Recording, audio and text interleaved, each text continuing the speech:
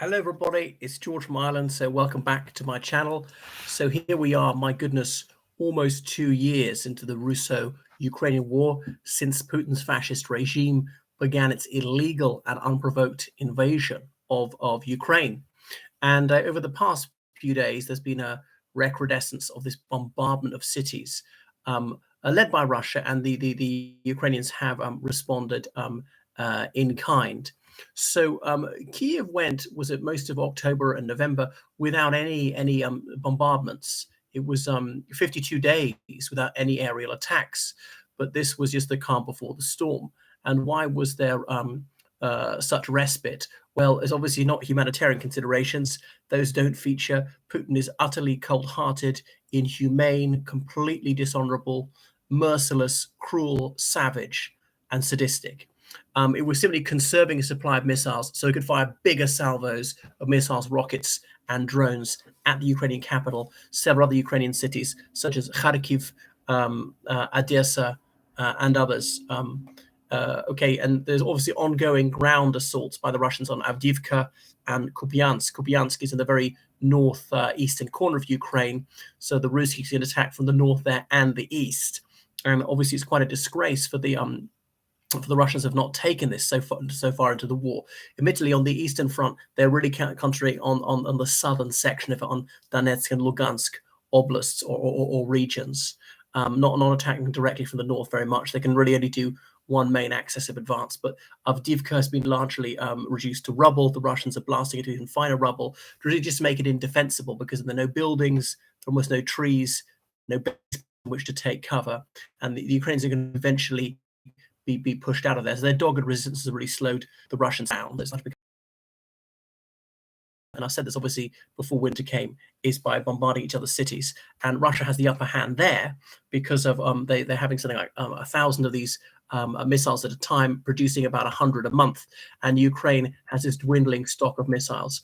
So in the past 5 days, leading up until the 2nd of January, that was about 500 missiles, drones, and rockets that the Russians had launched, according to Ukrainian sources. Probably a small exaggeration.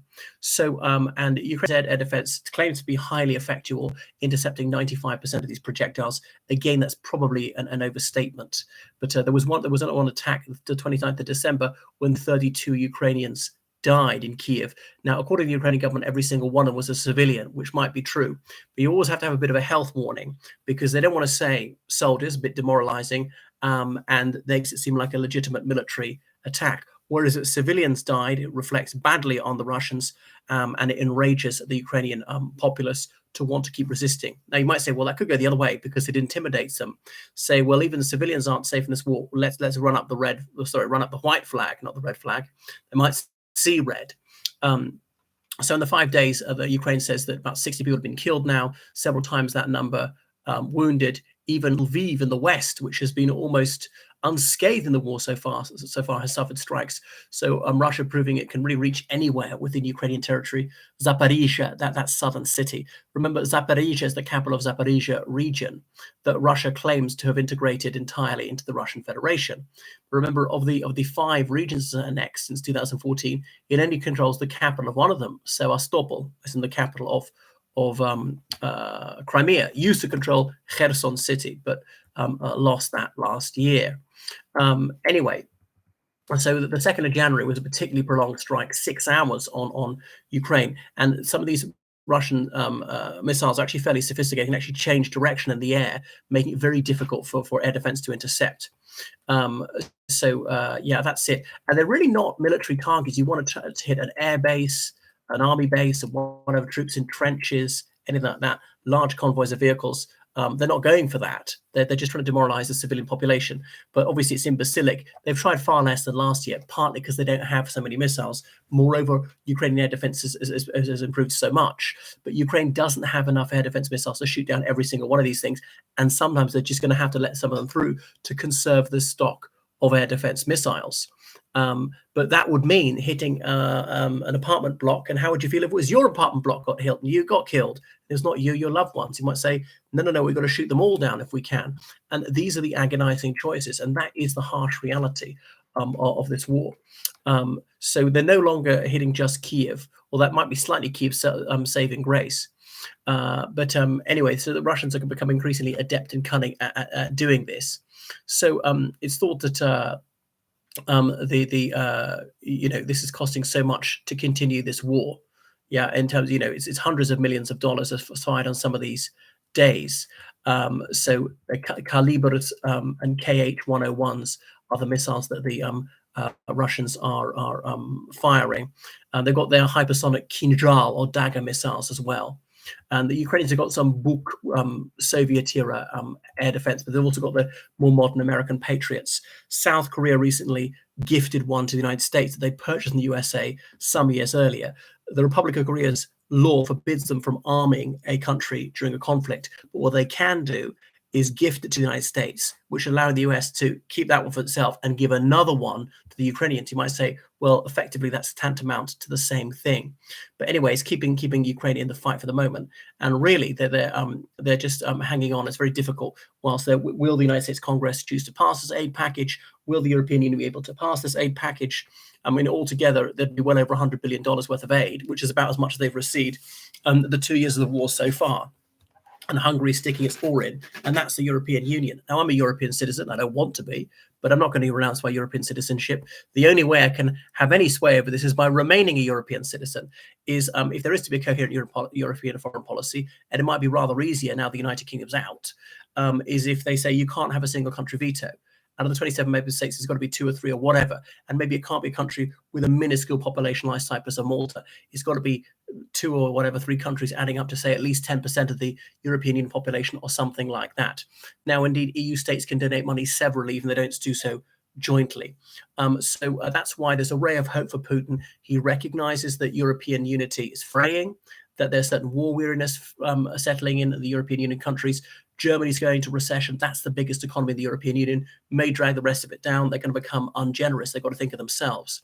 But good news for the Ukrainians is, that the Turkish parliament has passed a law saying they will allow Sweden to join NATO. It's not going to happen just yet, in a few months perhaps, but then Sweden will be a big fillip to NATO. Sweden, with 10 million people, okay, not huge, but a really thriving economy, a superb tech sector, hasn't fought for over 200 years.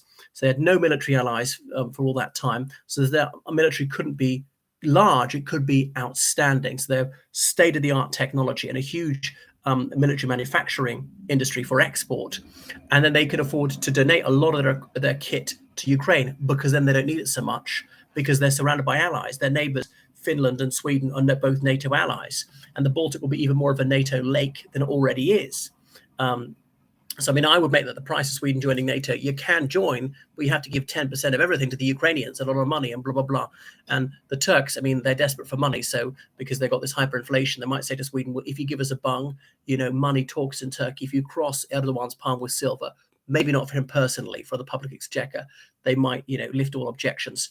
And then Sweden would be in. There are other issues like, Kurdish separate organizations, which are housed in Sweden, terrorist organizations as the Turks see them. So this obviously is, the Russians trying to break Ukrainian morale, not particularly going for energy infrastructure. Last year, that tried and failed, be less and less effective, partly as they're more and more connected to the European electric grid, particularly through Romania, but really just to exhaust their supply of air defense missiles. And then when a Russian, say, ground offensive begins in the spring, then that can really work. I think that might not begin until just after the presidential election in March, the 17th of March, Paddy's Day, when Putin's re-elected, because if it started, they could start just before, but if it started and it went badly, or would that queer the pitch? Or some people think, I don't like this. So that's why he's not referencing the war directly so much. The Ukrainians fired back into Belgorod. Now, I question the wisdom of that, because, the Russians are saying that's killing civilians, and it seems to be actually true. A city of no great military strategic significance. The only thing is the closest Russian city to the Ukrainian frontier, so it's easy for them to hit. And has been hit many times in this war, but really that does nothing. Isn't that just wasting ammunition? If I were Zelensky, I'd say, we're not going to be provoked by rage to lash out blindly. They're going to be precision strikes on military targets only. If they hadn't wasted any drones, any missiles, or anything, any artillery on Belgorod, or even hitting Moscow, and concentrated solely on trying to break that Sorovikin line, they might have had a bit more success with this counteroffensive.